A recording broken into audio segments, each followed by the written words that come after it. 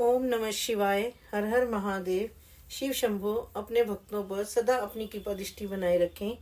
आज हम शिव महापुराण का द्वितीय सती खंड प्रारंभ करेंगे। उसका पहला अध्याय आज करेंगे, सती आख्यान। नारद जी बोले, हे ब्रह्मा जी, शंकर जी की कृपा से आप सब कुछ जानते हैं, अतएव अब आप मुझे ये सुनाइए कि जो महेशान कैलाशवासी और परम जितेंद्रिय थे, जिनकी विष्णु आदि सभी देवता पूजा करते थे, जो सत्पुरुषों की गति, निर्विकार, महाप्रभु और योगी थे, वही तप करती हुई मंगल स्वरूप एक परम श्रेष्ठ स्त्री के साथ विवाह कर गृहस्थ कैसे हो गए। जो पहले दक्ष की पुत्री थी, फिर हिमालय की कन्या हुई, वह सती पार्वती किस प्रकार शंकर को प्राप्त हुई। हे ब्राह्मण, यह सब बात और भी जो हो वह सब कथा आप मुझे सुनाइए। सूत जी कहते हैं कि नारद जी के ऐसे वचनों को सुनकर ब्रह्मा जी बोले, हे तात, हे मुनिवर्य, सुनो, अब मैं वह शुभ कथा सुनाता हूँ, जिसे सुनकर मनुष्य का जन्म निसंदेह सुफल हो जाता है।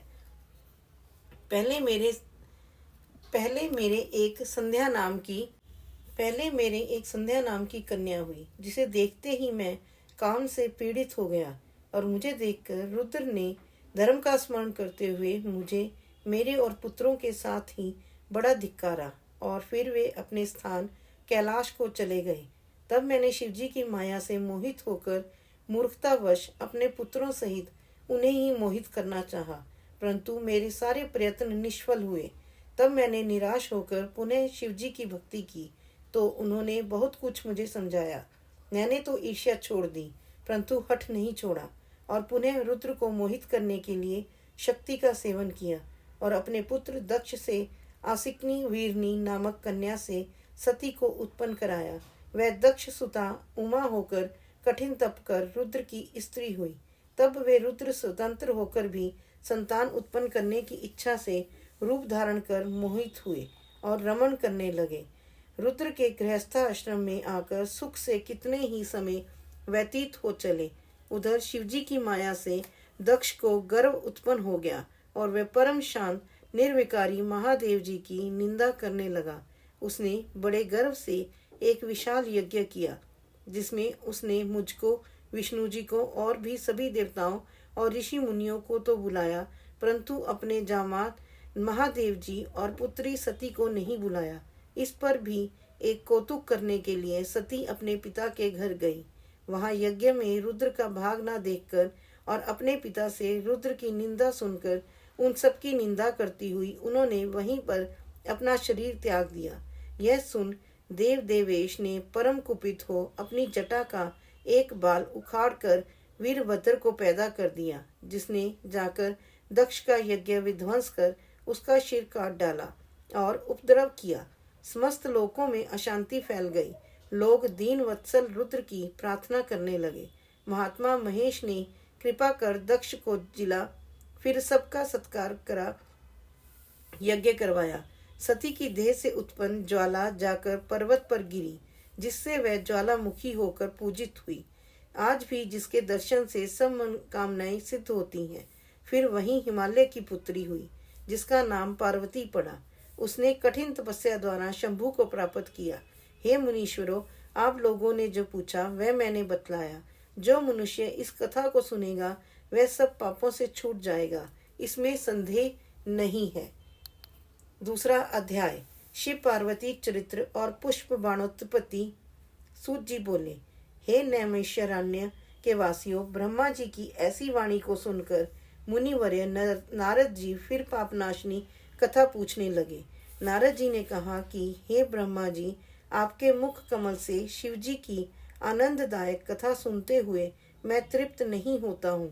हे विश्व के रचयिता, मैं दिव्य सती शिवजी का चरित्र फिर सुनना चाहता हूँ। सती की उत्पत्ति कैसे हुई? महादेव जी का मन स्त्री करने में कैसे हो गया? दक्ष कोप में सती ने कैसे शरीर त्यागा? और हिमालय की पुत्री पार्वती कैसे हो गई? उनका उग्र तप, विवाद, कामनाश आदि कथाएं विस्तार पूर्वक मुझे सुनाइए। ब्रह्मा जी ने कहा, हे मुनि, अब पार्वती और शिव का अत्यंत पवित्र और गुहम से भी गुहम परम पावन और दिव्य यश सुनो।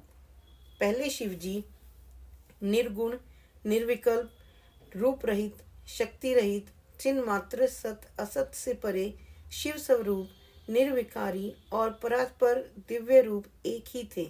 फिर उमा के साथ सगुण और शक्तिमान प्रभु हो गए।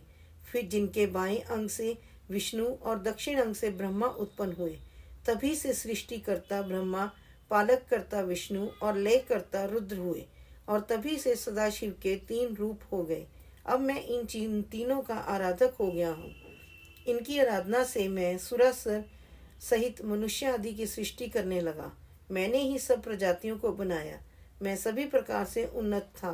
फिर मैंने मरीच, अत्रि, पुलह, पुलस्त्य, अंगिरा, क्रतु, वशिष्ठ, नारद, दक्ष और भृगु को बनाया। और जब मैं इन्हें उत्पन्न कर चुका तब मुझे कुछ माया का मोह आ गया और तत्क्षण मेरे बाहों के बीच से संध्या नामक एक कन्या उत्पन्न हो गई, जिसको देखते ही मैं उठ पड़ा। और मेरे पुत्र दक्ष और मरीचि ने भी हृदय में शोच किया। तब मुझ ब्रह्मा के चिंतित होते ही तत्क्षण एक सुंदर और अद्भुत रूप वाला प्राणी, काले बालों से युक्त, श्याम गज के समान स्थूल काय वाला और नीला सुंदर वस्त्र पहने कांता की तरह दोनों कटाक्षों को घुमाता हुआ आविर्भूत हो गया।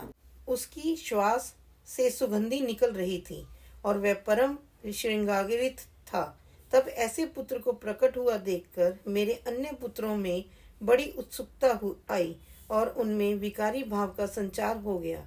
उनका हृदय अधीर हो गया।